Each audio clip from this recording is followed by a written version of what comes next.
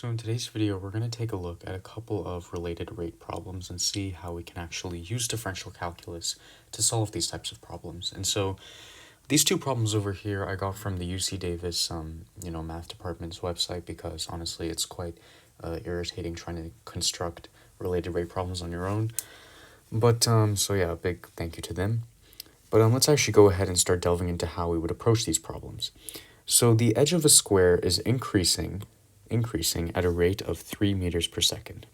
At what rate is the perimeter and area changing when the edge is 10 meters?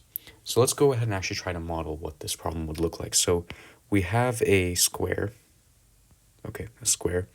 We can make this length x. We can make this x because we know that obviously in a square the lengths or the edges are all essentially the same. And we have different expressions. We know that the perimeter of a square, right, the perimeter as a function of time, right, because it's varying with respect to time, or it's changing with time, right, so it's a function of time, is just given by 4x. And why is it 4x? Well, because we know that perimeter is just the sum of the side lengths, and all of these side lengths are the same, so it's just going to be 4 times that side length. And we know that the area is just going to be the length times the width, but here the length and the width are the same, so it's going to be given by x squared, right, because x and x times x, right? And so essentially, we have a couple of pieces of information over here. And we know that the edge of the square is increasing at a rate of 3 meters per second. So we know that the rate of change of the edge of the square, or the length of the square, with respect to time, so the derivative of the length of the square with respect to time is equal to 3, right, or 3 meters per second. And we know that it's positive 3 because it's increasing. If it was decreasing at a rate of 3 meters per second, then we would say that the derivative is negative 3. So we have that piece of information there. Another piece of information we have is we're asked kind of what the area or what the rate of change of the area and perimeter is when the edge is 10 meters. So we know that at this particular moment, x of t is equal to 10 meters at this moment. So we can call it kind of x of t naught if you want, because it's a particular time. These are all functions of time, obviously, because we are kind of changing with respect to time. And so what we can do now is we can go ahead and try to find these expressions for the rate of change of the perimeter and the area with respect to time. So we can first of all find the derivative of perimeter with respect to time. And in order to do that, we'd have to differentiate with respect to time on both sides, derivative of 4x. Now, we know that we're going to have to use the chain rule over here, right? So, and also let me move this problem down because I think it's taking up a little bit too much space and we need a lot more space than I was anticipating. Okay, what just happened? Okay, that part of the t disappeared, I don't know why, but nonetheless. Okay, so we have the perimeter, right, written as a function of x, but x itself is also a function of time, so we can even rewrite this as 4 times x of t. And so we know that when we're going to differentiate this, we're going to need to use the chain rule. So first, the derivative with respect to x of just 4x is just going to be 4. And then we're going to multiply that by the derivative of x with respect to time. We're just using kind of principles of implicit differentiation and the chain rule.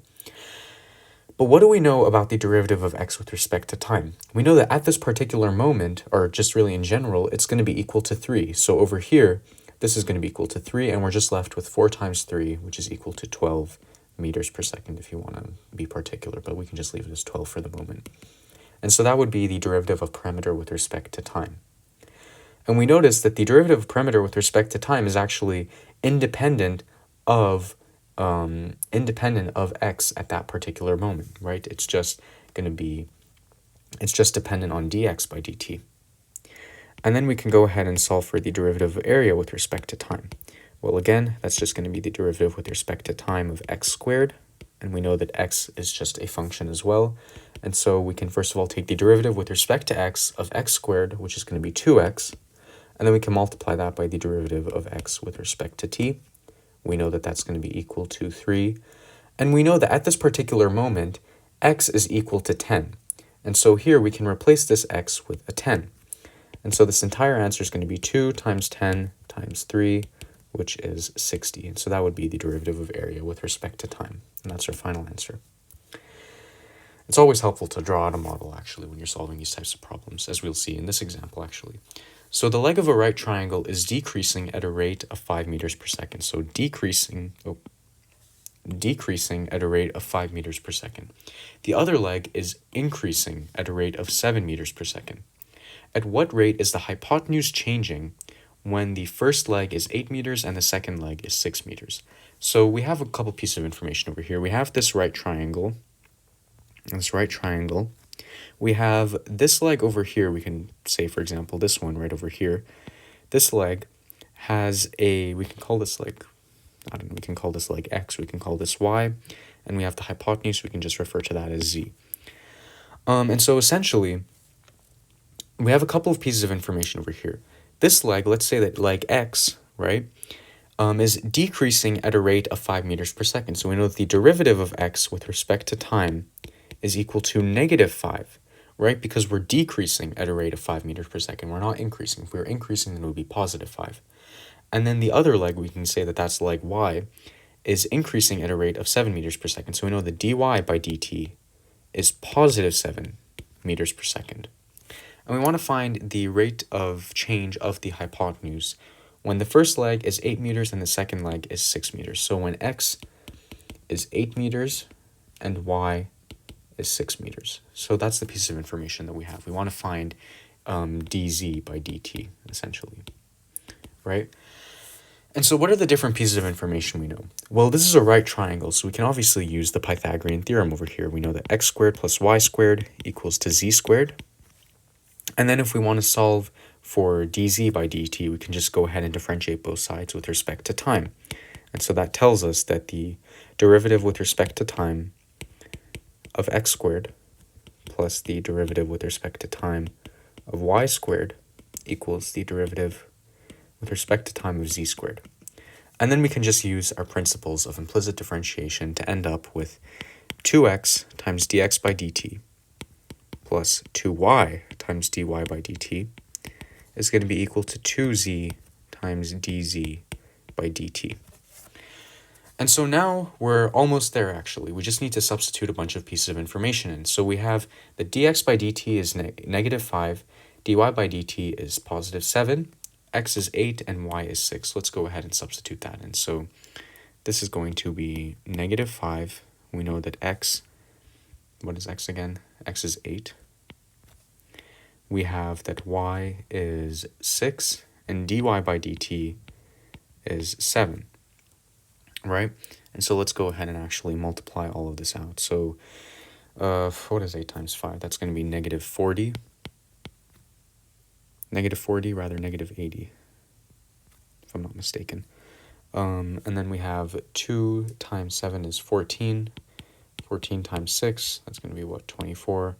6, 8. So it's going to be 84. So plus 84, I hope I didn't really make any arithmetic errors here, equals 2z times dz by dt.